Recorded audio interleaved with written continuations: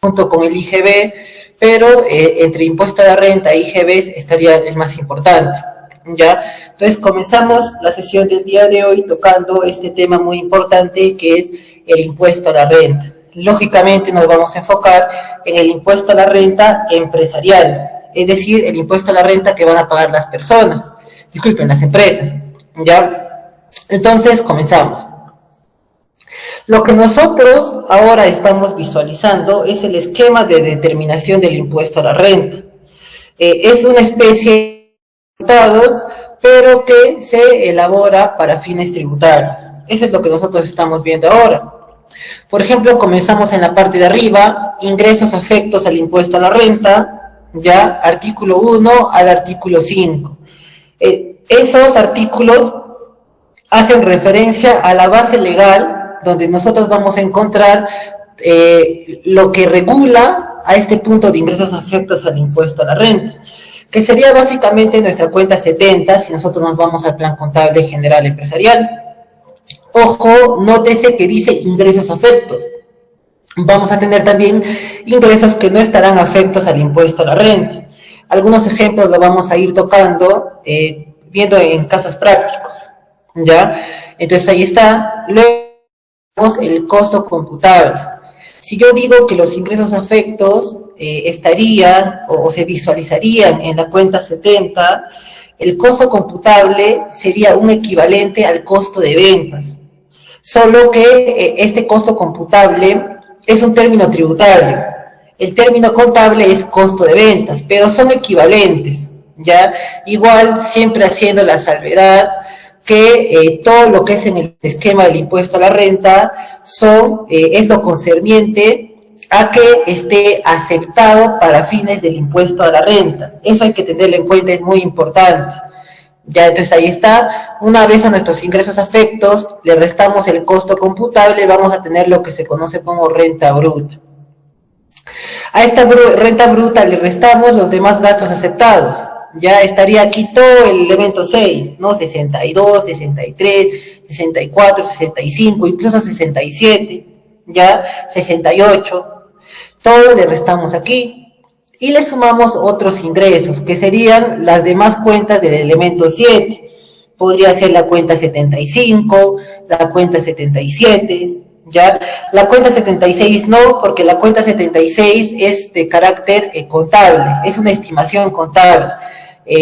Vamos ya a tocar ese punto, pero el impuesto a la renta no va a aceptar ningún tipo de estimación. El impuesto a la renta nosotros vamos a ir revisando, todo se va a basar en base al costo, ¿ya?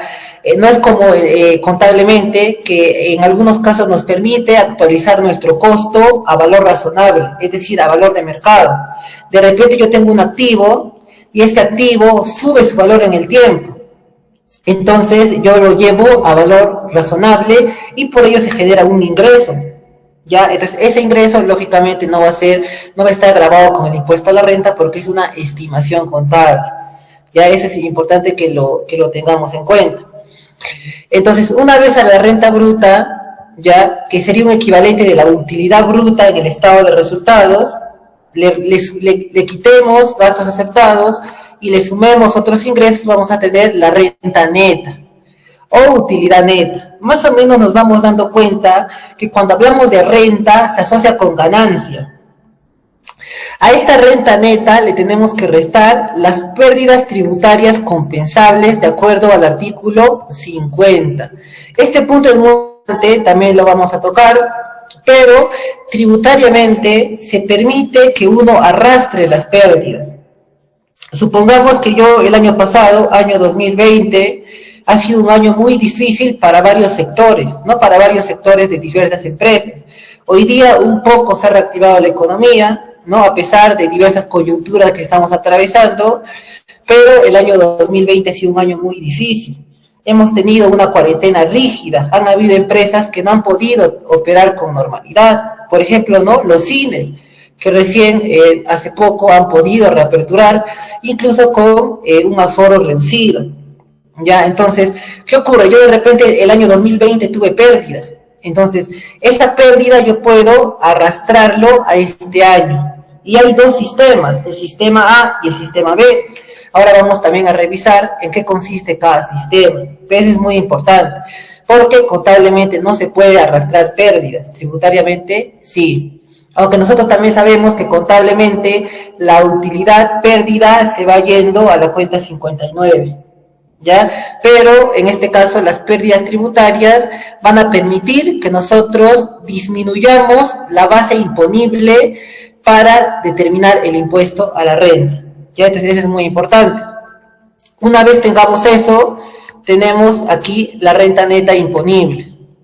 Finalmente, la renta neta imponible va a ser la base imponible para nuestro impuesto a la renta.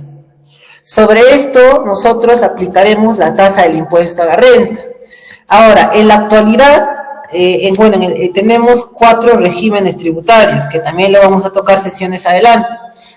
Estos 4 regímenes tributarios, nosotros vamos a enfocarnos en 2, el MIPE tributario y el general, ya que solo estos 2 regímenes tributarios van a tener que hacer la determinación del impuesto a la renta anual.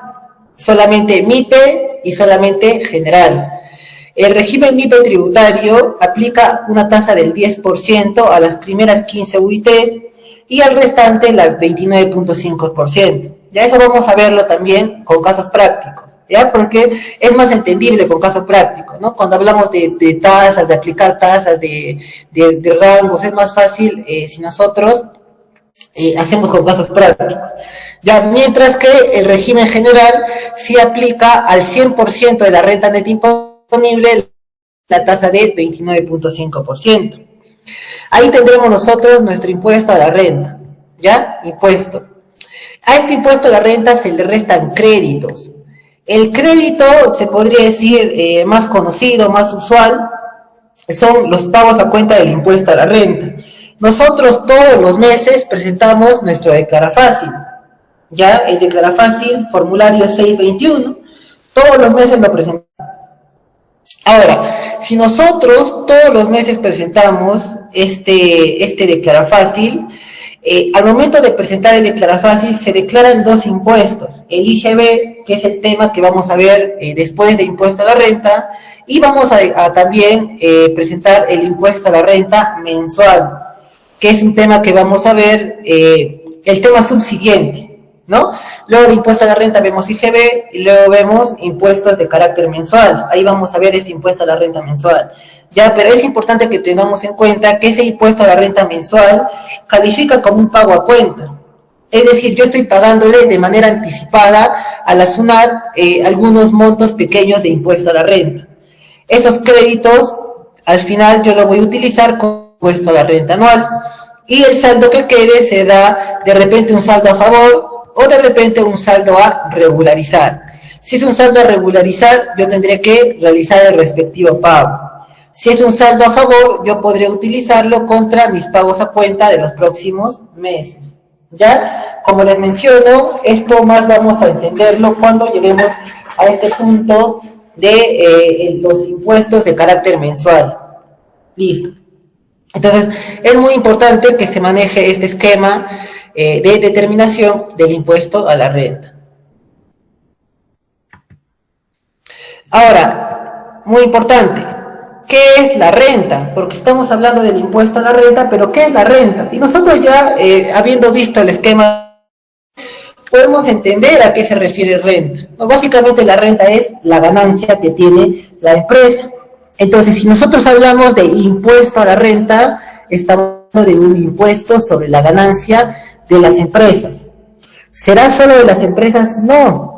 Rápidamente nosotros vamos a hablar de las 5 categorías, porque si bien es cierto, nosotros nos vamos a enfocar en la renta empresarial, que es la renta de tercera categoría, existen 5 categorías del impuesto a la renta. La primera categoría, vamos a mencionarlos así de manera resumida. La renta de primera categoría va a gravar al arrendamiento y subarrendamiento. La tasa es del 5%, ¿ya? Sobre la merced conductiva, ese sería el término técnico, o o un término, se podría decir, más entendible, es el alquiler mensual. Listo. Entonces ahí está, eso es la renta de primera categoría, es el 5% sobre la merced conductiva o el alquiler mensual. Se paga todos los meses, ya, se paga todos los meses. Ahora, el arrendamiento es alquiler. ¿Y qué es el subarrendamiento? El subarrendamiento es cuando, supongamos, yo alquilo un local y luego ese local, como es comercial, yo lo vuelvo a alquilar. Lógicamente que yo al arrendar tengo que cobrar un monto mayor, si no, no tendría sentido, ¿no? De repente a mí me alquila a 500 soles, entonces yo lo alquilo a 800 soles y voy a ganar esos 300 soles. Ya entonces ahí está, tanto arrendamiento como subarrendamiento va a pagar el 5% sobre la merced conductiva. Ahora, cuando hablamos de renta, es sobre la ganancia, hay que tener en cuenta ello. Ya entonces, si hablamos de subarrendamiento, hay que aplicar la tasa sobre la ganancia, ya que sería el resultado de restar, ¿no? El alquiler que yo cobro menos el alquiler que estoy pagando. Eso en caso de subarrendamiento. En caso de arrendamiento, sí, la ganancia sería el 100% del alquiler. De renta de primera categoría pasamos a renta de segunda categoría. Aquí se graban las ganancias de capital. Ahora, en ganancias de capital vamos a tener principalmente estos puntos. Los intereses, ya, de repente yo tengo por ahí unos ahorros, no sé, de repente he ahorrado varios años 50.000 soles. Y entonces, esos 50.000 soles, yo digo, y no sé qué hacer con este dinero. Entonces, por ahí conozco, ¿no?, un amigo empresario, ¿no?, y me dice, préstanos tus 40.000 a la empresa, ¿ya? Y te vamos a pagar un interés, no sé, del 10%. ¿No? Porque el banco en la mayoría de casos va a cobrar más del 10%. Entonces nosotros aceptamos y por esos 40.000 cobraremos unos intereses. Ahí está, esos intereses están grabados con renta de segunda categoría. Otro caso, la compra y venta de acciones. ¿Ya? Pero esto es a través de la bolsa de valores, ¿no? Porque hoy en día es muy fácil comprar y vender acciones. Hay incluso varios cursos online, ¿no? Donde nos enseñan cómo hacer estas operaciones, ¿ya? Pero nada más aquí vamos a considerar a la compra y venta que se realiza a través de la bolsa de valores, ¿no? En Perú tenemos la bolsa de valores de Lima. Entonces, de repente ahí nosotros compramos acciones. Vemos que la acción está subiendo, entonces yo la compro hoy día, compro, no sé, una acción en 10 soles y lo vendo en un mes a 18 soles. ¿Cuánto gané? 8 soles. ¿Ya? Igual, siempre repetir, impuesto a la renta grava la ganancia. ¿Ya? Entonces yo tengo que determinar cuánto he ganado. Lógicamente que en compra y venta de acciones, mi ganancia será la resta, ¿no?, del valor venta menos el valor compra. Los intereses, sí, el 100% de los intereses son ganancias. Ya, entonces ahí está, compra y venta de acciones. ¿Y qué más tenemos? Por último, aquí vamos a tener, bueno, vamos primero a los dividendos. Ya dividendos también, ya de repente somos accionistas de una empresa y por ser accionista de la empresa yo tengo que cobrar dividendos. Entonces, van a estar grabados con la tasa de 5% de renta de segunda categoría. ¿Ya? Y por último tenemos a la venta de inmuebles, ¿ya? Que no sea casa habitación, es importante, ¿ya? Que no sea casa habitación. Listo. Entonces de repente nosotros tenemos una propiedad y la vendemos, ¿ya? Ahora aquí yo estoy indicando que tiene que ser inmueble, pero que no sea casa habitación. Y aquí nosotros nos preguntaremos, ¿y qué es casa habitación? Casa habitación es básicamente, así de manera entendible, rápida, es la vivienda, ¿ya? La vivienda, esa es casa habitación. Entonces, si yo vendo un inmueble que se destina a vivienda, ya grabado con el impuesto a la renta, pero de repente es un inmueble que se destina a tienda, ¿no? Yo lo alquilo y es una tienda, no sé, es un pequeño negocio, eso ya no es casa habitación, entonces eso sí va a estar grabado con el impuesto a la renta. Ya, ahora, ¿qué ocurre? Aquí yo me podré preguntar, mira, yo estoy vendiendo un inmueble que era una tienda, pero luego se volvió en mi casa, entonces ¿está grabado o no está grabado? ¿Ya? Tiene que tener como mínimo 3 años de uso como vivienda. Si tiene como mínimo 3 años de uso, no está grabado. Pero de repente recién 1 año, no, porque hace 2 años era tienda, y recién tiene 1 año que yo lo utilizo como vivienda. Entonces en ese caso sí va a estar grabado con la tasa del impuesto a la renta. Para que sea casa habitación, tiene que tener 3 años de uso como vivienda.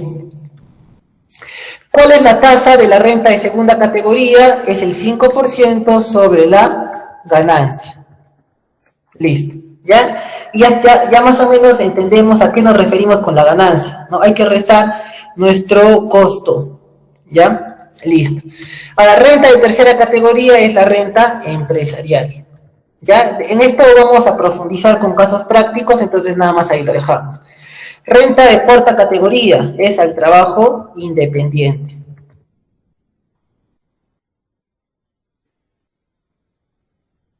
¿Ya? Así básicamente son los recibos por honorarios. ¿Ya? Aquí la tasa es de 8% a partir, disculpen, cuando supera los 1.500. Esa es la renta de cuarta categoría al trabajo independiente. ¿Ya? Puede ser, no sé, abogados, contadores, arquitectos, etcétera. Todo lo que sea trabajo independiente, ya va a ser tasa de 8%. Ya, bueno, cuando supere los 1.500, también se puede hacer la suspensión de retenciones, ¿no? La suspensión de retenciones, si los ingresos no superan los 38.000 al año. ¿Ya? Es un aproximado 38.000 al año. ¿Ya? Si tú proyectas que tus ingresos no van a superar los 38.000, tú puedes hacer la suspensión de rentas de cuarta categoría. Y por último tenemos a la renta de quinta categoría. Esto es al trabajo dependiente. ¿Ya? ¿Qué quiere decir trabajo dependiente? Es decir, que depende de una empresa. ¿Ya? El trabajo dependiente son los trabajadores en planilla. ¿Ya? A ellos también se les aplica tasas graduales. Ya en este tema vamos a profundizar cuando toquemos lo que corresponde a planillas, pero se aplica tasas graduales, ya, cuando tiene un salario superior a 2.200 soles. Listo, ahí está. Ahora, aquí, por ejemplo, nosotros nos podemos hacer la siguiente pregunta. Mira, tenemos el caso, por ejemplo, de un mall. Hoy en día hay varios malls en Perú, ¿no? Está Real Plaza, está Plaza Norte, está Mega Plaza, está Open Plaza, está Mall del Sur, etcétera, ¿no? Tenemos bastante cantidad de malls, ¿ya? Vámonos, por ejemplo, a Real Plaza. ¿Qué hace Real Plaza? ¿No? Real Plaza es una construcción, ¿no? Bastante bonita, se podría decir. Esta construcción que realiza Real Plaza, ¿qué hace? Lo ubica en un lugar comercial. Entonces construye, ¿no? Una construcción, y esta construcción hace espacios para que se puedan ubicar diferentes tiendas. Tiendas de ropa, supermercados, ¿no? Algunos servicios, restaurantes, etcétera. Ya, entonces, ¿y luego qué hace? Lo alquila. Entonces, su giro del negocio es eso, construir, ¿no? Una construcción grande en un lugar comercial y luego alquilar esos locales que ha construido, ¿ya? Y los alquileres son elevados, ¿no? Porque, por ejemplo, unos cuantos metros, ¿no? Tienes que pagar tus 8.000 a 10.000 soles. Ahora imaginémonos, por ejemplo, cuánto paga un supermercado, ¿no? Plaza Vea, que ocupa un área grande, ¿no? Por lo menos estará pagando sus 30.000, 40.000 soles. Y entonces, ¿no? El dinero que le ingresa es bastante. ¿Cuál es su giro del negocio? Es alquilar espacios comerciales. Ahora, ¿por qué esto calificaría como renta de tercera categoría o como renta de primera categoría? Si yo estoy mencionando aquí que el arrendamiento es renta de primera categoría, ¿ya? Esos alquileres que hace Real Plaza, ¿serán renta de primera categoría? No, son renta de tercera categoría. ¿Por qué? La renta de primera categoría aplica a personas naturales sin negocio. Da persona natural sin negocio. Renta de segunda categoría también, renta de cuarta categoría también y renta de quinta categoría también. Tercera categoría es persona jurídica o persona natural con negocio. Ya, entonces, ahí yo es donde me doy cuenta. ¿Por qué Real Plaza es renta de tercera categoría y no renta de primera categoría si es arrendamiento? Porque ellos son empresas. Entonces, como empresa está dentro de la renta de tercera categoría. En cambio, si yo alquilo, no sé, mi departamento, eso es renta de primera categoría porque yo soy persona natural sin negocio. Lo mismo ocurre aquí con renta de cuarta categoría. Supongamos que nosotros nos juntamos y tenemos una sociedad civil, una persona jurídica, y nosotros nos dedicamos a la asesoría contable. Entonces, nosotros los servicios que prestamos los realizamos en calidad de persona jurídica. Entonces es renta de tercera categoría, servicio de asesoría contable. Pero de repente yo también en mi calidad de contador independiente puedo prestar servicios a diversas empresas. Esa es renta de cuarta categoría. Entonces, ahí nosotros tenemos que darnos cuenta, ¿no? Porque eso genera mucha confusión. ¿Por qué el alquiler es renta de tercera categoría? La respuesta es sencilla, porque el que está prestando este alquiler es una empresa, y por lo tanto es renta empresarial. Si es una persona natural sin negocio, sería una renta de primera categoría. Ya entonces ahí está, de manera resumida, las 5 categorías del impuesto a la renta. Ya, igual, como menciono, nos vamos a enfocar en la renta de tercera categoría, que es la renta empresarial. Listo. ¿Y cuál es el concepto de renta según la LIR? Es la ley del impuesto a la renta. Dice que el impuesto a la renta que grava, las rentas, ya sabemos que renta es sinónimo de ¿qué? De ganancia. Las ganancias que provengan del capital, el capital ¿qué puede ser? Puede ser mi vivienda, ¿no? Pueden ser mis ahorros. Y entonces ahí está, por ejemplo, la renta de primera y segunda categoría, porque ese es mi capital. Mi capital puede estar en casa, entonces en mi casa yo lo alquilo, entonces es una renta producto de mi capital. Yo puedo alquilar mi vehículo es mi capital, también es una renta de primera, segunda categoría, porque yo puedo tener ahorros, también es mi capital, lo puedo prestar y genero intereses, ahí está una ganancia de capital. Producto del trabajo, aquí entra la renta de cuarta y quinta categoría. Yo puedo realizar trabajos como independiente, emito mis recibos por honorarios, o puedo trabajar para una empresa. Entonces ahí está renta producto del trabajo, ganancia producto del trabajo. Y por último, la aplicación conjunta, es decir, se va a mezclar capital con trabajo. ¿Quién mezcla capital con trabajo? Las empresas. Las empresas necesitan tener capital y necesitan tener trabajo. Tiene que haber alguien que trabaje, ¿no? Una empresa no va a trabajar sola. ¿Ya? Eso sería la renta de primera categoría. Si de repente trabaja sola, nada más tú alquilas, pero la empresa tiene que haber alguien que lo conduzca. Por más que sea la empresa más pequeña, tiene que haber alguien que conduzca a esa empresa. Entonces se junta capital más trabajo.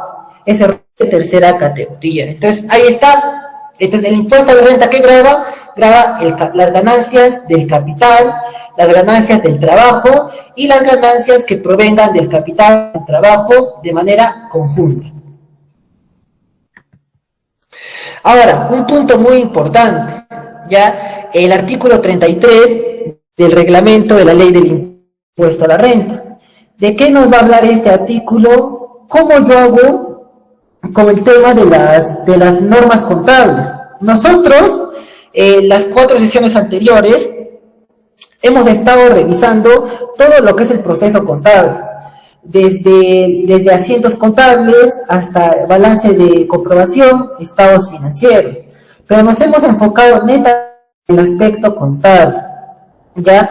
Ahora, ¿qué va a ocurrir? Que en la vida real, se podría decir, vamos a nosotros tener que diferenciar lo tributario de lo contable. Van a haber gastos que van a afectar a nuestra utilidad contable, pero son gastos que no van a afectar o que no van a ser válidos para fines tributarios. Entonces, aquí es donde entra este artículo 33. Lo que nos dice es que nosotros debemos de preparar nuestra información en base a las normas contables, ¿ya? ¿Por qué? Porque nosotros tenemos que presentar ello en base a las normas contables. Luego, nosotros, una vez tenemos nuestro resultado contable, tenemos que hacer agregados y deducciones, ¿ya? De repente voy a retirar gasto, va a incrementar mi utilidad, ¿no? Porque si quito un gasto, incrementa mi utilidad, entonces ahí hago un agregado. De repente yo tengo un ingreso no grabado, entonces ahí tengo que hacer una deducción. Ya, entonces ahí está, para que nosotros tengamos en cuenta. Entonces, nosotros, nuestros estados financieros, en base a normas contables, lo que son las NIC, las NIF, y al final tenemos que hacer una conciliación entre lo contable y lo tributario, y en base a ello determinar correctamente nuestro impuesto a la renta. Bueno, el costo computable, ya hemos hablado de este punto. El costo computable viene a ser el equivalente al costo de ventas. Entonces, básicamente el costo computable es el costo de adquisición, ¿no? Porque yo, cuando realizo, por ejemplo, una venta, ¿cuál es mi costo de venta? Es el valor al cual yo adquirí ese producto. Es el costo de ventas, ¿ya? Entonces, ¿qué más tenemos? Costo de producción o construcción. Si yo soy una empresa industrial, el costo de venta va a ser el valor por el cual yo producí ese producto. De repente, yo produzco zapatos, entonces yo tengo que ver, tengo que costear cuánto a mí me cuesta elaborar un zapato, ¿ya? Entonces, en base a eso se calculará el costo computable, que vuelvo a mencionar es el equivalente al costo de ventas, o por último, el valor de ingreso al patrimonio. Y este patrimonio se aplica en transferencias a título gratuito, ¿ya? En transferencias a título gratuito se va a aplicar este valor de ingreso al patrimonio, ¿no? De repente a la empresa le regalaron un vehículo, y entonces, ¿cómo yo contabilizo ese vehículo? No, es un activo fijo, cargo a la cuenta 33. ¿Cuál es su contrapartida? Es un ingreso, cuenta 75. Hay que tener en cuenta lo que nos dice el marco conceptual. Un ingreso, o sea, ¿cuándo ocurre un ingreso? Un ingreso se asocia con el incremento de un activo. Eso nos dice el marco conceptual. Entonces, si a mí me regalan un vehículo, mi activo incrementa.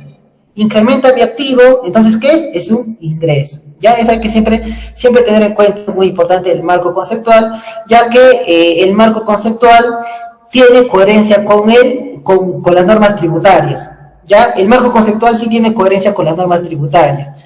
Entonces, ahí está, para que nosotros lo tengamos en cuenta. Listo.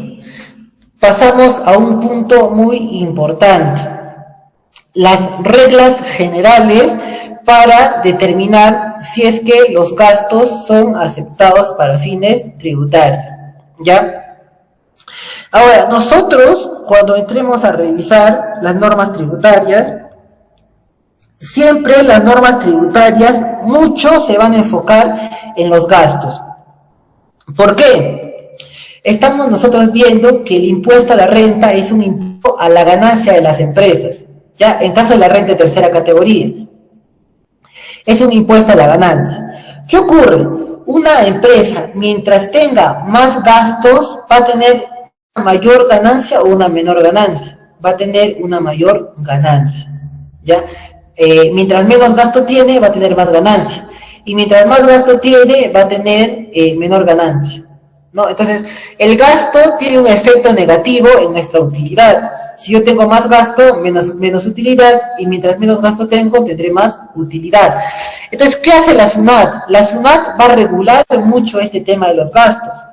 de tal manera que nosotros vamos a tener que varios gastos que no son aceptados para fines tributarios y que sin embargo contablemente van a estar afectando a nuestra utilidad. Es por ello que en la mayoría de casos, por no decir en todos los casos, la utilidad contable va a ser mayor que la utilidad tributaria. Ello debido a que muchos se han enfocado en regular este punto de los gastos. Entonces nosotros en la práctica vamos a encontrar varios gastos que no son aceptados para fines tributarios y yo voy a tener que adicionarlos. Ya hago una adición porque si yo retiro gasto, tengo que incrementar mi utilidad. Ya ahí está para que lo tengamos en cuenta. Entonces aquí hablamos de las reglas generales. La primera regla general es causal. Ya cuando nos habla de causal, nos vamos a referir a que si el gasto es necesario para la empresa. Y nosotros, ¿en qué punto podemos considerar que un gasto es necesario o que no es necesario para la empresa? ¿Ya? Muy básico, ¿ya? Hay dos reglas que debe cumplir para que sea causal. La primera, ¿ya? Este desembolso permite o generar ingreso o mantener la fuente generadora de ingresos, ¿ya? Entonces ahí está. Entonces se entiende que si una empresa incurre en un gasto, es porque este gasto tiene que beneficiar a la empresa, ¿ya? Y para que beneficie a la empresa, tiene que o bien generar ingreso o mantener la fuente generadora de ingresos. Supongamos que nosotros somos una empresa que vende helados. Tenemos nuestras máquinas que permiten preparar los helados. ¿Qué ocurre? Yo, para vender mis helados, alquilo un lugar en una zona estratégica, ¿no? Una zona estratégica donde yo pueda vender tranquilamente mis helados. Entonces, yo quiero saber si ese gasto en el cual yo estoy incurriendo, que sería, en este caso, un gasto de alquiler, es un gasto aceptado para fines tributarios, ¿ya? Entonces, aquí yo tengo que preguntarme, ¿ese gasto por alquiler me permite generar ingresos? Sí, lógicamente sí, porque si yo no alquilo, no voy a tener dónde vender, entonces ya no genero ingresos. Entonces ahí la respuesta sería sí, ¿ya? Entonces, ¿permite generar ingresos? La respuesta, repito, sí. Listo. Lo siguiente, permite mantener la fuente generadora de ingresos, en este caso no se aplicaría.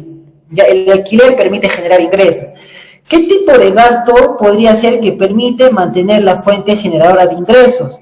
De repente sería el gasto en mantenimiento de mis máquinas para preparar helados, ¿ya? Ese gasto en mantenimiento permite mantener la fuente generadora de ingresos, porque mi fuente generadora de ingresos es esta máquina que prepara helados, ¿ya? Entonces, si yo hago un desembolso en mantenimiento de estas máquinas, se entiende que ello va a permitir que mis máquinas operen por más tiempo. Entonces va a permitir mantener la fuente generadora de ingresos.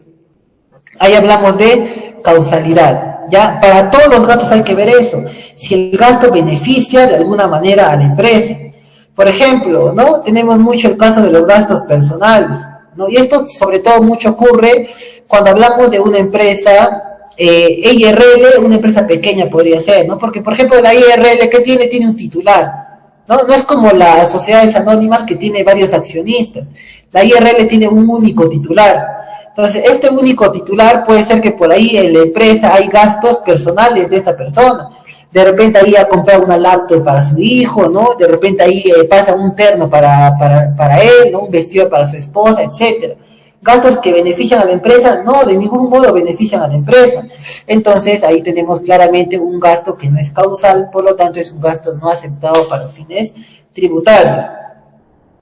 Luego pasamos al segundo punto de la fehaciencia, ¿ya? Y este punto es el que más dolor de cabeza nos va a causar. ¿Por qué? ¿Ya? Porque cuando yo hablo de la fehaciencia, voy a referirme a lo siguiente, ¿ya? Los gastos en los que yo incurra tienen que sustentarse de manera correcta, ¿ya? Estos gastos, por ejemplo, ¿no? Yo he incurrido en un gasto, no sé, servicio de mantenimiento de las motos. Ya, yo soy de repente una pizzería, entonces yo hago servicio de delivery. Hoy en día con la pandemia, este servicio de delivery ha crecido mucho, ¿no? Es un rubro que se ha visto beneficiado por la pandemia, ya, a diferencia de otros rubros. Y entonces, yo tengo varias motos que utilizo para distribuir mis pizzas, ya, entonces, yo tengo en este caso un gasto por servicio de mantenimiento de todas mis motos. Ya todas las motos les he hecho mantenimiento, ¿eh? Supongamos que gasto en mantenimiento en cada moto 500 soles, ¿ya? 500 soles yo tengo, supongamos, 40 motos, ¿ya? Serían 20.000 soles. Entonces, 20.000 soles ahí está. Yo tengo que sustentar a través de toda la documentación posible que este gasto ha sido real, ¿ya? ¿Por qué? ¿Qué ocurre? La SUNAT va a mirar, ¿ya? La SUNAT, cuando nos hace una fiscalización, lo que hace es extrae una muestra, ya, va a ver nuestra contabilidad y va a extraer una muestra. Entonces ahí va a haber varios gastos, ¿no? De repente ahí tenemos gasto 100 soles, 200 soles, en eso no se va a enfocar mucho, pero por ahí de repente ve 20.000 soles, a ver, vamos a revisar este gasto. Y te va a pedir, ¿no? Envíame toda la documentación que sustente que estos 20.000 soles se han efectuado. Entonces, lo que mucho ocurre en estos casos es que la empresa solamente entrega el comprobante de pago, lo que viene a ser la factura. ¿Ya? Entonces, entrega la factura y ¿qué hace la SUNAT? Le dice que no es fehaciente. Entonces, el gasto no es aceptado para fines tributarios. Nos va a retirar nuestro gasto. ¿Ya? Entonces, aquí lo que nosotros tendríamos que revisar, tendríamos que analizar, es ello, ¿ya? Pero si nosotros decimos, tenemos el comprobante de pago, estamos cumpliendo, ¿no? Con sustentar el gasto. Pero la SUNAT ya ha establecido que no basta con el comprobante de pago, ¿no? Dice, ¿no? Pero, o sea, tú has desembolsado 20.000, seguro que la empresa tiene que haberte presentado informes, ¿no? Informes, no creo que uno desembolse 20.000 y que la empresa no le presente informes o algunos sustentos de que el servicio ha sido prestado de la mejor manera. Entonces nosotros tenemos que ahí tener cotizaciones, contratos, por ahí correos, órdenes de servicio, ¿no? Conformidad de servicio, la mayor documentación posible que permita sustentar el servicio.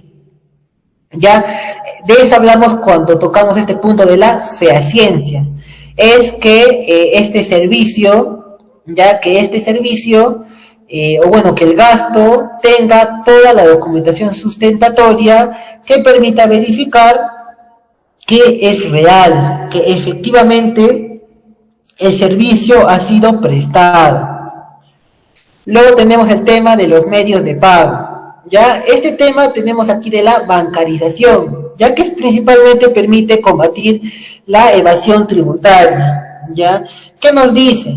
Ya que nosotros, si tenemos desembolsos a partir de 1.500 soles o $1.000, ¿no? Y ello era porque más o menos 3.500 soles era el equivalente a $1.000, ¿no? Hoy en día ya no ocurre eso, ¿no? Esperemos que pronto vuelva a ser así, pero hoy en día ya no es así, ¿no? Pero más o menos se tenía antes que $1.000 era el equivalente a 3.500 soles. Es por eso que si nosotros hablamos de operaciones en moneda nacional, es decir, en soles, tenemos que bancarizar a partir de 3.500 soles. ¿Ya?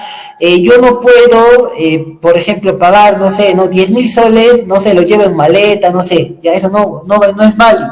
Si yo realizo eso, el gasto no va a ser aceptado para fines tributarios. Ya yo tengo que bancarizar a través de una transferencia, un depósito, un cheque, etcétera. Ya, eso es importante que nosotros lo tengamos en cuenta.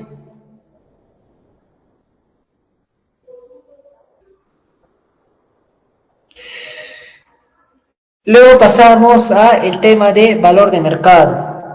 Ya, este punto también de valor de mercado es muy interesante, ¿no? Porque lo que busca esta norma, que dicho sea de paso está en el artículo 32 de la ley del impuesto a la renta, ya, lo que busca es que es que no se inflen gastos, ¿no? Porque nosotros vamos a tener muchos casos, por ejemplo, de empresas que venden facturas, ¿no? Por ahí, siempre en el camino se nos habrá cruzado, ¿no? Sobre todo cuando, ¿no? O tiene a su cargo empresas que no quieren pagar sus impuestos de manera correcta. Entonces, algunos contadores optan por realizar esta práctica, ¿no? Por ahí hay empresas que realizan venta de facturas, ¿ya?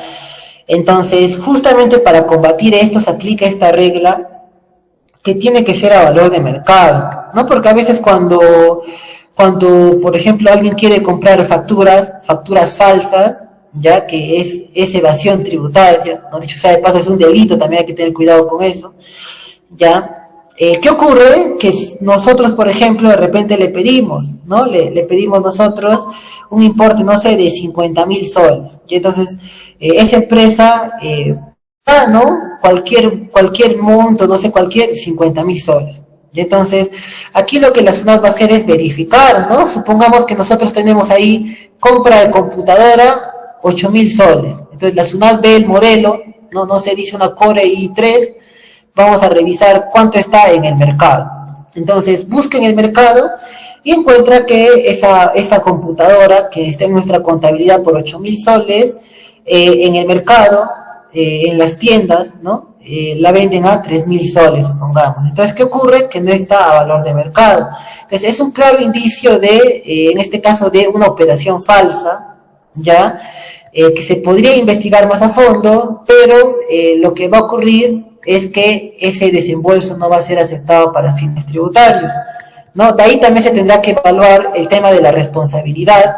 Si es que es una operación falsa, se tiene que evaluar, ¿no? Si hay evasión tributaria, como les menciono, hay que tener en cuenta que la evasión califica como un delito, incluso de carácter penal. Y entonces ahí está, esta regla lo que busca es justo combatir ello. Y aquí tenemos un punto muy importante también, ¿es gasto o es costo? Nosotros tenemos que determinar correctamente este punto. Si nuestro desembolso va a calificar como gasto o va a calificar como costo. Y esto nosotros lo vamos a entender aquí de manera muy sencilla, ¿ya? ¿Por qué? El gasto y el costo, ¿ya? La diferencia que van a tener, la principal, es que el gasto efecto inmediato en el resultado de la empresa, mientras que el costo no tiene efecto inmediato. Ya mire, un claro ejemplo de gasto. Gasto dice que tiene efecto inmediato. Tenemos, por ejemplo, el gasto de planilla, ¿no? Directo 62.41. Colocamos, supongamos 10.000 y aquí también colocamos 10.000. Ya, luego le damos destino, ¿no? 94, 79, 10.000. No es cierto que estos 10.000 van a afectar directamente a nuestra utilidad. Claro, ¿no? Porque yo cuando hago mi estado de resultados, ¿qué tengo? Tengo aquí, ¿no? Tengo aquí mis ingresos, tengo mi costo de ventas, ¿no? Tengo aquí mi utilidad bruta, luego aquí va los gastos administrativos, los gastos de ventas, y tengo aquí mi utilidad operativa.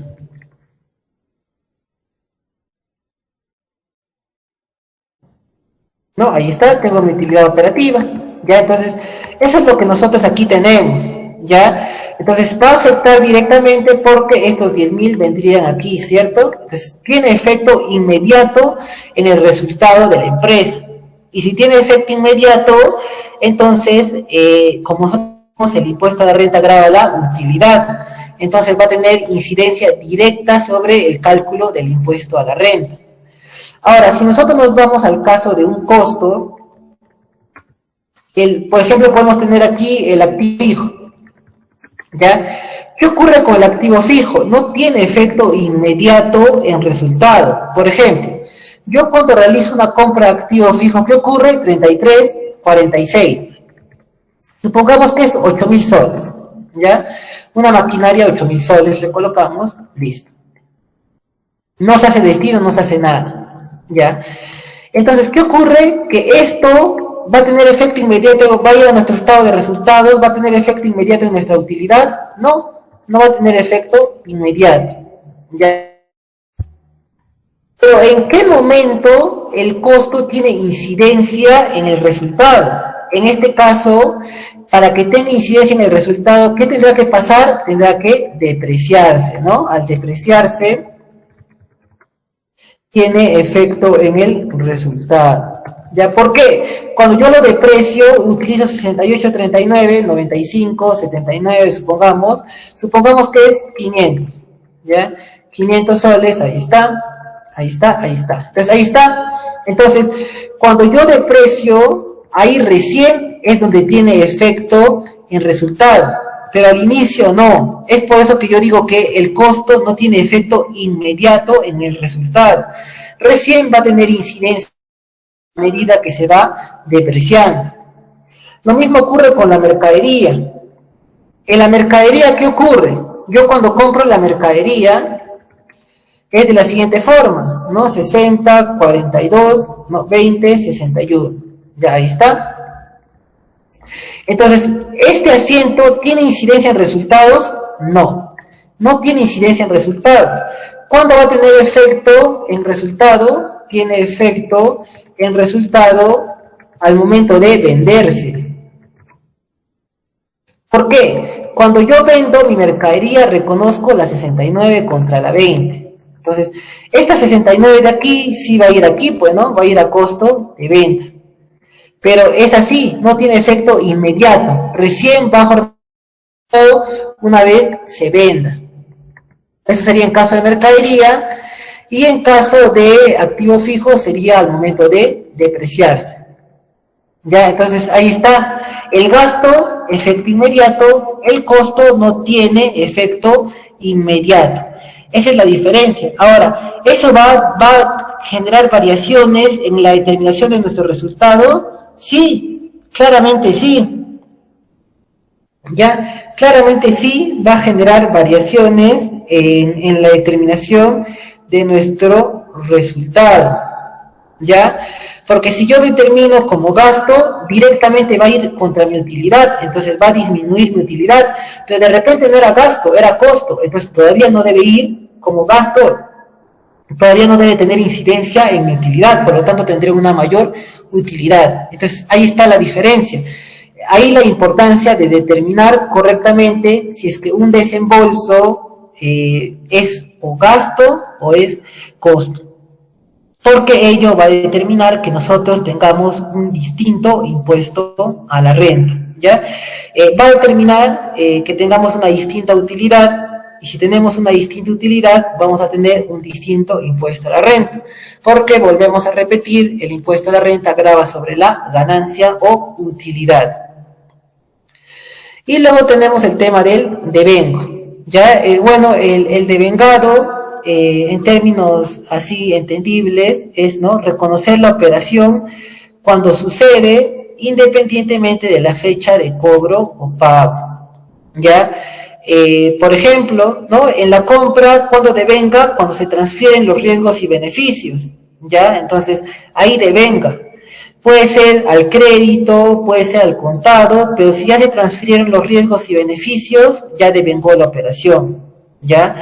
Pero nosotros vamos a ver que tributariamente también se aplica la regla del percibido, es decir, se reconoce en el momento de cobro, ya se reconoce en el gasto al momento de cobro pago. Ya, esto también vamos a revisarlo con casos prácticos, ya, pero en la mayoría de casos se aplica el devengado, pero también hay ocasiones que se va a aplicar el percibido.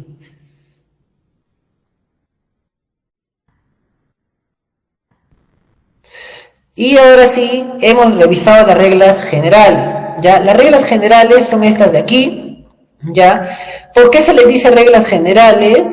Se les dice reglas generales, ya que estas van a aplicar a la mayor cantidad de operaciones, ¿ya? Yo digo general, aplica a la mayoría, pero no aplica a todos, y eso hay que tenerlo en cuenta. A eso yo digo cuando me refiero de general. ¿ya? Ahora, ¿hay excepciones? Sí, en las excepciones vamos a entrar a las reglas de carácter específico, ¿ya? Entonces, ahora vamos a ver cuáles son las reglas de carácter específico, ¿ya? Y aquí tenemos algunas que se podría decir que son las principales, ¿ya? En este caso tenemos lo siguiente. Listo. Tenemos, por ejemplo, los gastos recreativos. ¿Ya? ¿Qué es un gasto recreativo? Primero hay que nosotros explicar este punto. Un gasto recreativo es este que se enfoca en el personal, ¿no? Puede ser de repente, por ejemplo, por el día de trabajo, ¿no? Por el día de trabajo preparamos, no sé, un buffet para los trabajadores, ¿ya? Ese es, en este caso, un gasto recreativo porque se enfoca en el personal, ¿ya? Por el Día de la Madre, ¿no? Algunos, por ejemplo, contratamos a un cantante, ¿ya?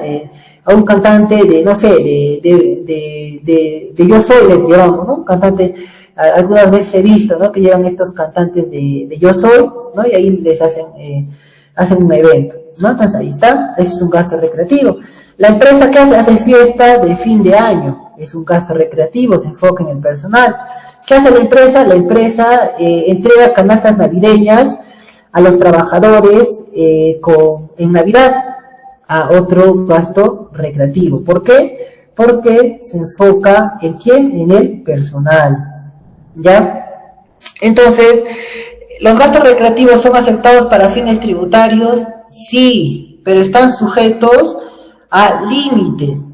¿Cuál es el límite? O es 40 UITs o es 5% de los ingresos netos. Ya, ahora, lo que yo tengo que aquí preguntarme es lo siguiente, ¿ya? Supongamos que yo tengo aquí, ¿no? Gastos recreativos. Yo tengo aquí en mi cuenta 62, supongamos que aquí yo tengo el importe de 250,000 en gastos recreativos. Ya esta es mi cuenta 62. Entonces yo quiero saber, ¿ya? ¿Cuál es el límite que yo debo de utilizar? ¿O debo de utilizar 40 UITs o debo de utilizar el 5% de los ingresos netos? Ya, los ingresos netos, ¿dónde lo encontramos? En la cuenta 70. Te voy a colocar aquí, mi cuenta 70 es lo siguiente. ¿Ya? A ver, 5%, a ver, vamos a colocar, en este caso,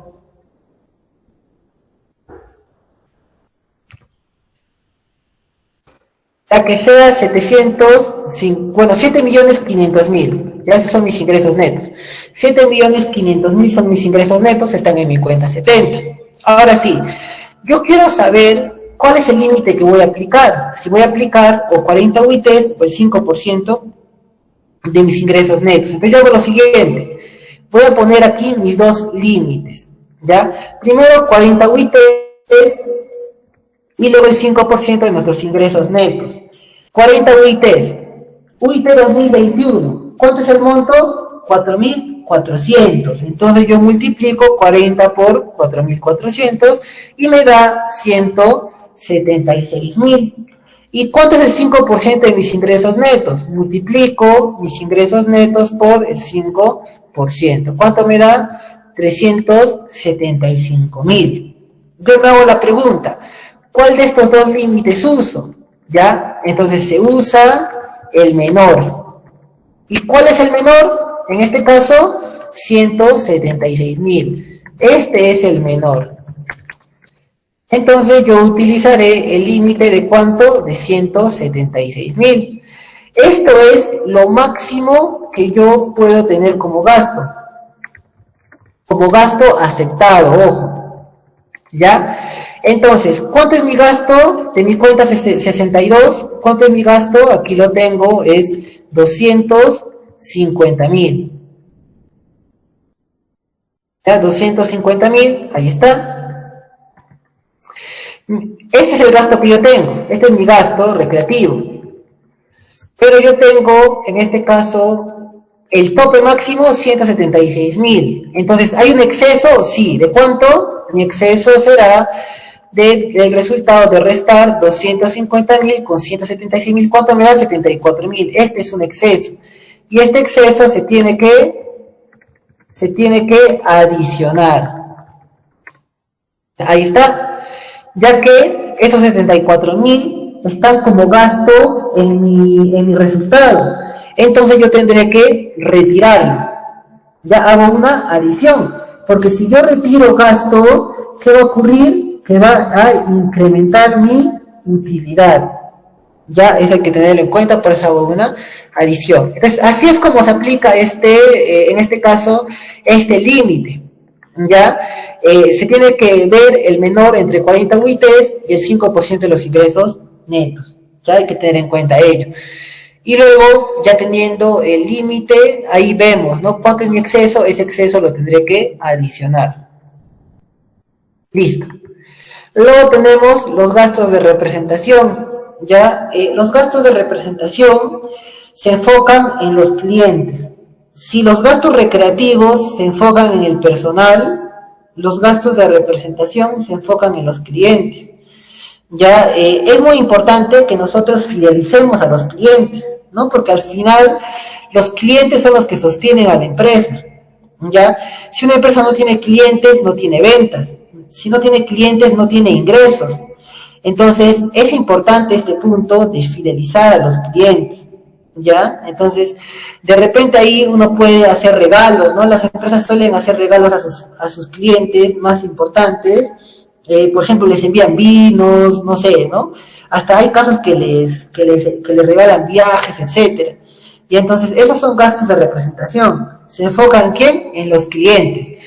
El tope que se aplica es el mismo que a los gastos recreativos, 40 UITs o 5% de los ingresos netos, ¿ya?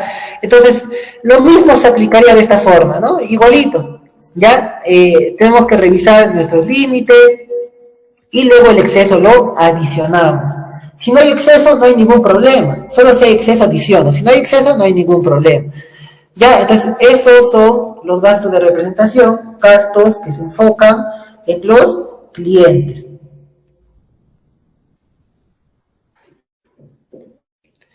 Tenemos aquí un punto muy interesante. Depreciación del activo fijo. ¿Ya?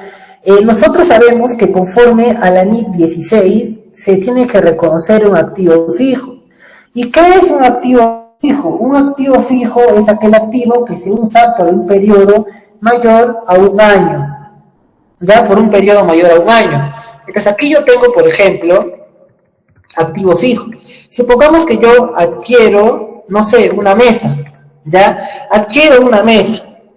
Entonces, supongamos que esa mesa me costó, no sé, bueno, 700 soles, ¿ya? 700 soles. Una mesa simple sería, ¿no? Porque hoy en día la madera está un poco cara. Una mesa de 700 soles, ¿ya? Entonces, ¿qué ocurre? ¿Ya? Yo quiero saber si tengo que depreciar este activo. Lo primero es activo fijo, eso tengo que responderme. Claramente es activo fijo, porque una mesa se utiliza por un periodo mayor a un año. No creo que una mesa se malogre en menos de un año. Entonces, sí es activo fijo, ¿ya? Se utiliza por más de un año. Sí es activo fijo. Ahora, lo siguiente que yo tendría que tener en cuenta es lo siguiente. Ya, bueno, el activo fijo se utiliza por más de un año. Ahora, ¿qué más tengo que evaluar? Ya, el tema de contablemente se tiene que depreciar. Contablemente sí tengo que depreciarlo. Pero ¿qué ocurre tributariamente? Ya, tributariamente yo puedo considerarlo gasto. ¿Por qué puedo considerarlo gasto tributariamente? Ya, tributariamente, si el monto es menor a un cuarto de UIT, puede ser directamente gasto. ¿Ya? Un cuarto de UIT, ¿cuánto es? Actualmente está en 1100. 1100. Entonces, el activo es menor a 1100 soles. Para fines tributarios, yo puedo considerarlo directamente como gasto. ¿Ya? pero contablemente sí tendría que ser activo fijo, ¿no? Aunque contablemente se aplica también la materialidad, ¿ya? Si yo considero que ese valor de 700 soles no es significativo, ya puedo ir directamente al gasto, ¿no? Eso es la materialidad. Pero tributariamente hay que revisar esta regla de 1/4 de UIT. Si es menos de 1/4 de UIT y es activo fijo, puede ser directamente gasto, ¿no? Mucho se utilizaría, por ejemplo, para las sillas, las pequeñas mesas, ¿no? Estos activos fijos se podría decir de bajo valor. ¿Ya? Ahí está. Entonces, para que nosotros lo tengamos en cuenta, esta regla del 1/4 de UIT. Otro punto muy importante que genera muchas dudas también, los gastos con boleta de venta. ¿Son válidos los gastos sustentados con boleta de venta? ¿Permiten acreditar, sustentar gasto? La respuesta es sí. Lo que nosotros aquí tenemos es lo siguiente, ¿ya? Para que un gasto con boleta de venta, ¿ya?, sea aceptado para fines tributarios,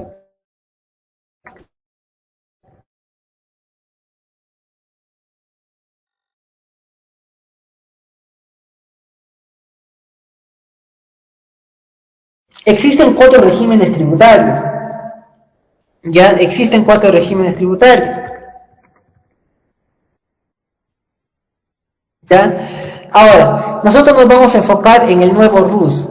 ¿Ya? ¿Por qué? Solo las boletas emitidas por nuevo RUS son aceptadas como gasto. ¿Ya? Ojo ahí, ¿ah? La boleta, para que sea aceptada como gasto, solamente puede ser emitidos por contribuyentes, empresas que pertenezcan al régimen tributario nuevo RUS, ¿ya? Otro tipo de empresas, no. Solamente estas boletas van a permitir, en este caso, acreditar gasto. ¿Ya? Listo. Lo otro es el tema del límite. Ya, primero, reviso, lo emitió una empresa, un contribuyente nuevo RUS, sí, entonces ahora tengo que ver el tema del límite. ¿Cómo calculo el límite? Existen 2 límites. Uno, 200 UITs, ¿ya?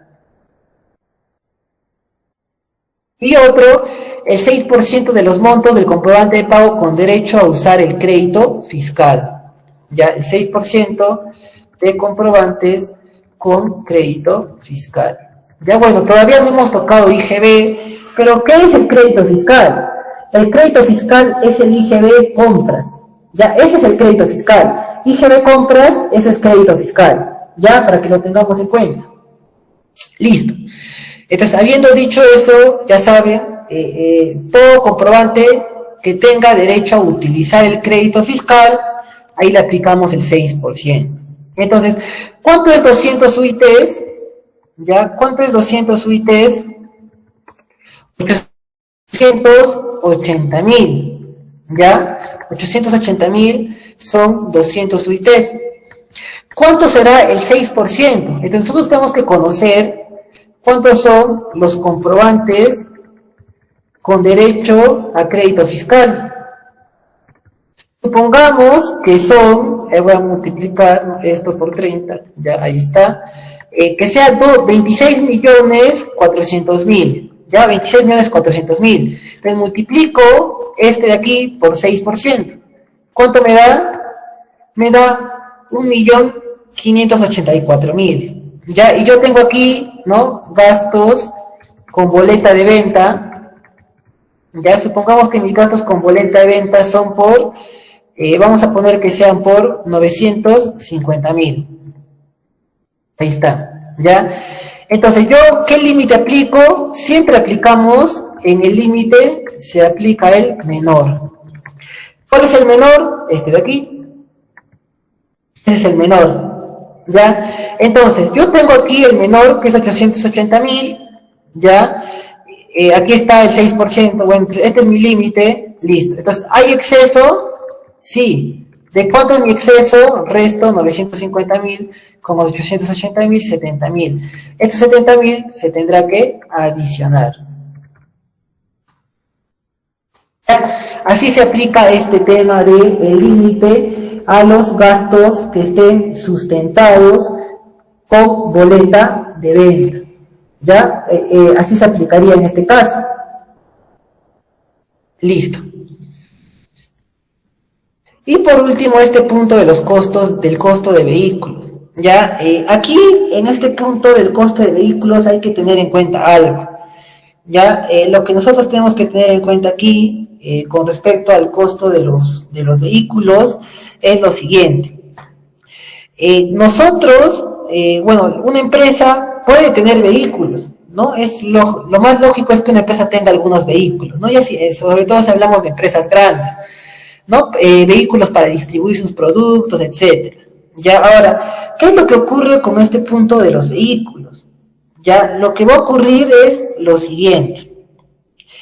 El costo de los vehículos no debe de superar las 26 UITs, ¿ya? Pero este límite solamente se aplica a los vehículos que cumplen funciones administrativas, ¿no? Hay empresas, y en este caso también hablamos de empresas ya grandes, ¿no?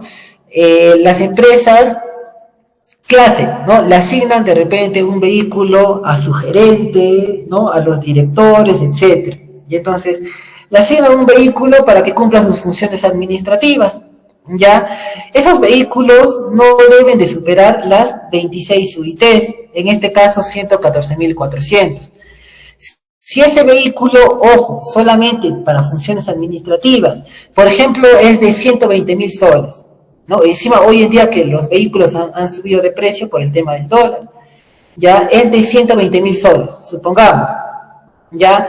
Entonces, como es de 120.000 soles este vehículo, entonces supera el tope de 26 UITs, por lo tanto, ningún gasto asociado al vehículo será aceptado para fines tributarios. Ahora, ¿qué gastos se asocian con el vehículo? Tendremos, en este caso, por ejemplo, el combustible, ¿no? El combustible es un gasto. ¿Qué otro gasto tendremos? El mantenimiento, las revisiones técnicas, el SOAT, todos esos gastos no van a ser aceptados para fines tributarios. Ya, entonces, aquí tenemos las principales reglas específicas. Ya, aquí también se podría agregar este punto del criterio del percibido, que también lo vamos a explicar en un momento.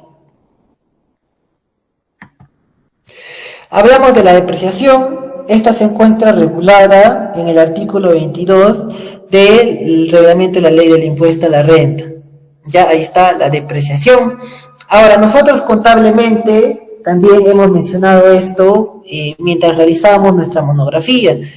La depreciación, contablemente, conforme a la NIC 16, se efectúa en base a la vida útil que tenga el activo. ¿Ya? La vida útil es el tiempo que yo estimo utilizar.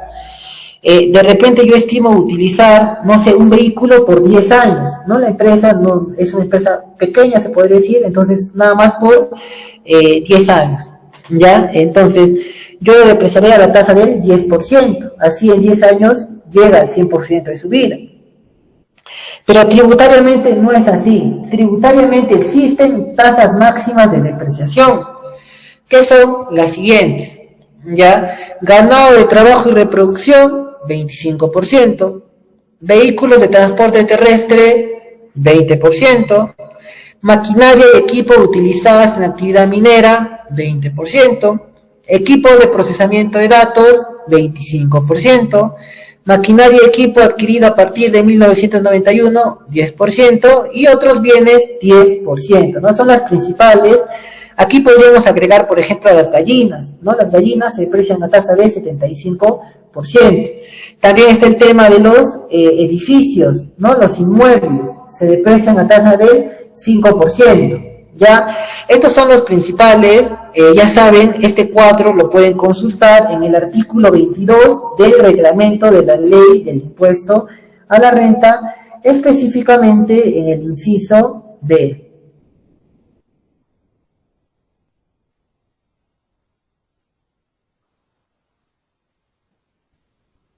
¿Ya? Entonces ahí está.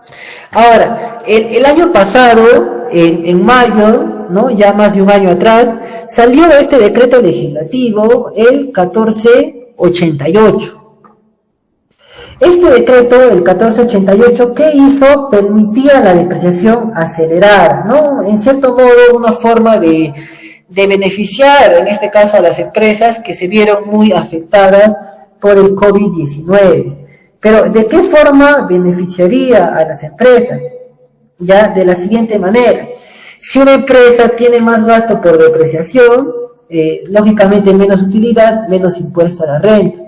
Entonces, esta depreciación acelerada buscaba eso, ¿no? Que las empresas tengan un mayor gasto por depreciación y de esa forma su impuesto a la renta que paguen sea menor, ¿ya? Tenemos lo siguiente, en caso de edificios y construcciones, que como les mencioné, se utiliza la tasa del 5% conforme al artículo 22 del reglamento de la ley del impuesto a la renta. Ya, si nosotros cumplimos con ciertos requisitos, podremos depreciarlo a la tasa del 20%. Ya, a la tasa del 20%.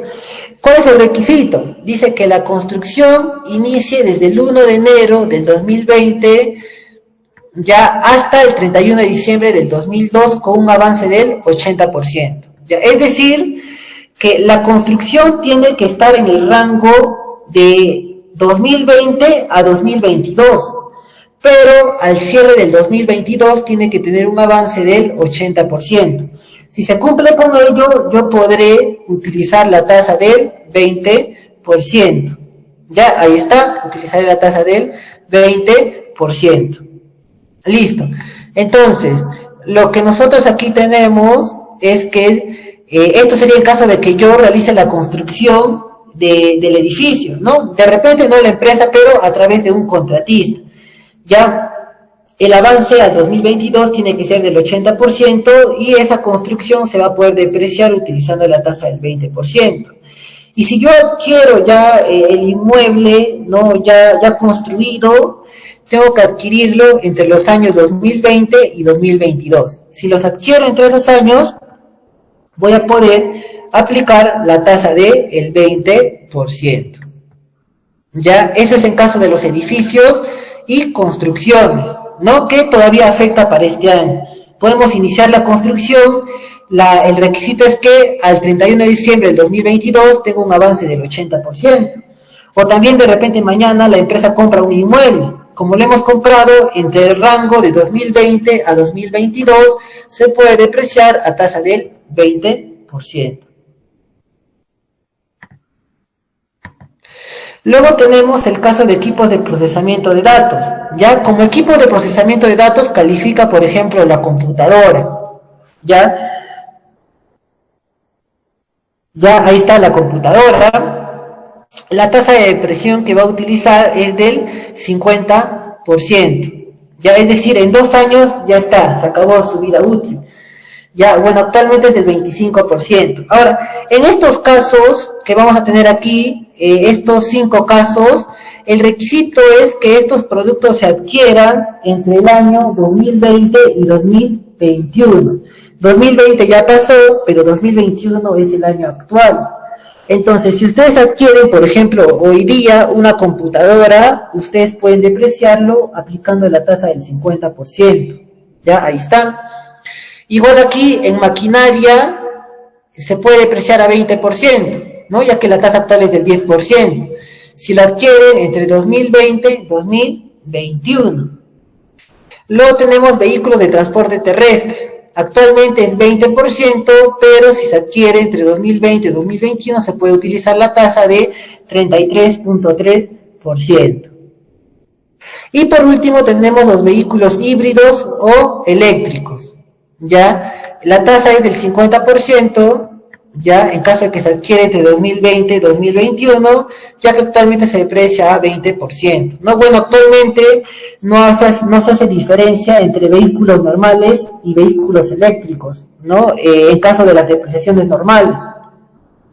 Pero para la depreciación acelerada sí han hecho diferenciación, ¿no? Hoy en día en vehículos eléctricos ha crecido mucho el tema del uso de las motos, ¿no? Porque el uso de su combustible es más económico, ¿no? Encima que el combustible siempre tiene una tendencia a subir de precio, pero los vehículos eléctricos van a mantener buena tarifa, ya que su tarifa va a ser en base al consumo de energía eléctrica.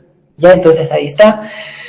Tasa 50% si se adquiere entre 2020 y 2021, ¿no? Bueno, en el Perú, no sé en realidad si es que hayan, si es que se vendan, ¿no? Autos eléctricos, ya, pero motos eléctricas sí ya hay varias distribuidoras, ¿no? Pero autos eléctricos sí, la verdad desconozco, ¿no? De motos eléctricas sí sé que hay varias distribuidoras, pero de autos la verdad no sabría decirles, ya, pero ahí está este punto de la depreciación acelerada, que es importante que lo tengamos en cuenta porque todavía aplica para el año 2021. Ya 2022 ya nada más aplicaría el tema de las construcciones, ¿no? Pero 2021 todavía podemos, si adquirimos, todavía podremos utilizar estas tasas de depreciación. Ojo que esto es para fines tributarios. Ahí está algunas consideraciones. El activo se deprecia desde que es utilizado en la generación de renta. Entonces, tributariamente, ¿cuándo se comienza a depreciar un activo? Cuando se comienza a utilizar. ¿Listo? Y esto es distinto a la norma contable. La norma contable, en 1016, cuando nos dice que se comienza a depreciar, se deprecia una vez esté en las condiciones de ser utilizado. Ahí se va a depreciar. Lo siguiente, los intereses no forman parte del costo del activo. Ya, yo de repente, ¿no? He sacado un préstamo, o de repente, ¿no? La misma empresa me está vendiendo en cuotas un activo, y yo le pago lógicamente con intereses. Esos intereses no van a formar parte del costo del activo. Es decir, esos intereses son directamente gasto del ejercicio, ¿no? Porque, como hemos visto, el costo no tiene efecto inmediato. Ya, si yo formo los intereses parte del costo, se tendrá que depreciar, pero si no, irá directamente a la cuenta 67 y será un gasto del ejercicio. Ya, los intereses tributariamente siempre son gastos, nunca costo. ¿Qué más? Los costos de desmantelamiento serán gasto en el ejercicio en que se incurran. Esto sobre todo ocurre con el caso de edificaciones, ¿ya? Porque ¿qué ocurre? De repente la empresa ha adquirido un terreno, ya en este terreno hay una casa de adobe, y la empresa ya quiere construir, ¿no? Un edificio ahí, entonces lógicamente tendremos que demoler esa casa de adobe. Ese costo de desmantelamiento es gasto cuando se incurra en él, será en el momento que se realice la demolición, ¿no? Ahí será gasto. Entonces, eso es ahí. ¿Y por qué es importante hacer esta acotación? Porque el desmantelamiento para fines contables es costo, ya es costo, pero tributariamente es gasto. Bueno, la tasa aplicable, esto es importante también, la depreciación tiene que estar contabilizada. Ya es muy importante, la depreciación se tiene que contabilizar para poder hacer uso del gasto. Y luego, los costos posteriores, el tratamiento es igual a la NIC 16, ¿no? Hay que ver, ¿no? De repente, por ejemplo, en un vehículo, ¿no? Si hacemos cambio de un repuesto que tiene valor considerable, eso va a ser costo del vehículo. Por ejemplo, ¿qué pasa? Compramos un vehículo y el vehículo, ¿no? De repente hemos comprado un auto del 2005, ¿no? La empresa no tiene así no tiene muchas posibilidades, entonces ha comprado un carro del 2005. Entonces, luego utilizamos un mes, ¿no? Y eso mucho ocurre cuando se compran cosas de segunda. Un mes utilizas el vehículo y ya está, empieza a fallar todo. Entonces, ¿qué hace la empresa? Ya va a invertir un poco en el vehículo y le compra un motor. Ese motor tiene un valor considerable. Entonces, eso va a formar parte del costo del activo, a la cuenta 33. Ese es un costo posterior. Entonces, ese tratamiento contable y tributario va a aplicarse de la misma manera. ¿Ya? Bueno, este es un tema que se asocia con el criterio de percibido, que lo vamos a tocar con los casos prácticos. ¿Ya? También las indemnizaciones lo vamos a tocar con los casos prácticos. ¿Ya? Y bueno, de aquí pasaríamos a los casos prácticos, ¿no? Entonces, con esto habríamos revisado la parte teórica. Igual vamos a continuar tocando más puntos con los casos prácticos, ¿no? Si hay alguna teoría que explicar por ahí, vamos a profundizar en esa teoría con 2 casos prácticos que vamos a realizar, ¿no? Un caso práctico sencillo y otro caso práctico un poco más complejo, ¿ya? ¿Habrá alguna duda o consulta?